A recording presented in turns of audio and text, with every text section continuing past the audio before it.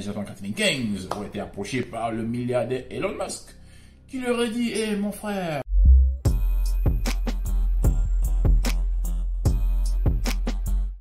imaginez-vous, vous êtes un ancien footballeur et un milliardaire vous approche et dit « Je me racheter votre ballon d'or obtenu en 1995 pour la somme de 1 milliard de dollars.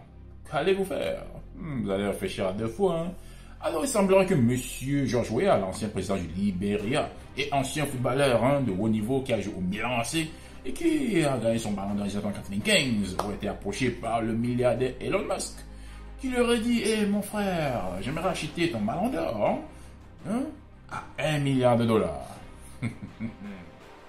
George Weah a dit « Tu me connais mon frère, je suis quand même l'ancien président du Libéria. Et j'ai obtenu mon ballon d'or en 1995.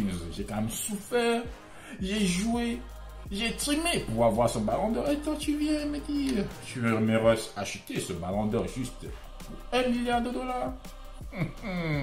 Alors, je ne sais pas si c'est vrai ou faux. Mais, imaginons que ce soit vrai. Mais pourquoi Elon Musk viendrait vers George Weah pour lui dire, mon frère, j'aimerais acheter ton ballon d'or. Pourquoi ne pas le faire avec un autre joueur qui aurait joué, un joueur qui est français, portugais, mais pourquoi avec George Weah?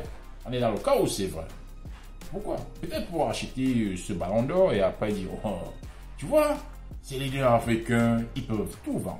Ils peuvent vendre leur peuple, ils peuvent vendre même des choses qui leur sont très chères. Mais heureusement, lorsque je fouillais, je me dis, oh, j'espère que cette affaire n'est pas vraie. Et il semblerait que M. George Weah a dit non, en fait, il ne peut pas vendre ce ballon d'or. Ça a une valeur inestimable. En effet, selon George Weah, l'ancien président du Libéria et vainqueur lauréat du ballon d'or 1995, il a dit non, ce ballon d'or a quand même une valeur inestimable. Non seulement pour lui, mais également pour toute l'Afrique. C'est-à-dire que c'est quelque chose qui ne peut pas être vendu. Et lui a même dit à ses enfants, messieurs, ne tentez même jamais de vouloir vendre ce ballon d'or, même si je ne suis plus là, je ne suis pas là. Même si vous avez faim, même si c'est chaud, ne pas le vendre. Alors, je ne sais pas ce que vous auriez fait. Imaginez que vous n'avez plus à manger, n'avez plus à boire, votre famille est dans une misère totale. Auriez-vous accepté 1 milliard de dollars et vendre votre ballon d'or de celle du continent? Alors ça c'est la question que moi je vous pose, ça c'est là au cas où c'était vrai. Mais je suis soulagé que ce soit une histoire fausse. Et nous souhaitons à monsieur George Weah une bonne continuation, ancien président du Libéria. Et c'était là l'information du jour. Monsieur George Weah, oh, pourrais-tu me vendre ton ballon d'or 1 milliard? Je pense qu'il y a des gens qui auraient accepté.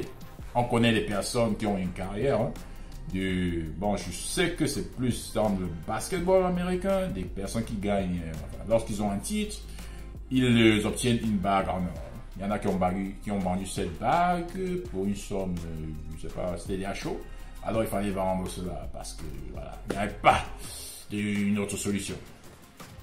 Je pense que George Weah a bien fait et puis nous disons félicitations, mais c'était faux. C'était faux, donc ça veut dire que M. Elon Musk ne l'aurait jamais approché. Mais on sait toujours que lorsqu'il y a une telle rumeur, ça veut dire qu'il y a peut-être une intention qui vient. Ça s'est peut-être passé, c'était peut-être... Bon, il n'y a pas de fumée sans feu. Messieurs et mesdames, qu'est-ce que vous en pensez de la décision? Enfin, au cas où c'était vrai, George Weah a dit, non, je ne pourrais jamais vendre ça.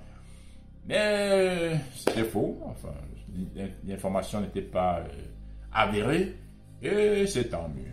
Je vous dis à la prochaine pour une autre vidéo. Et je vous dis, portez-vous bien et on se voit à la prochaine.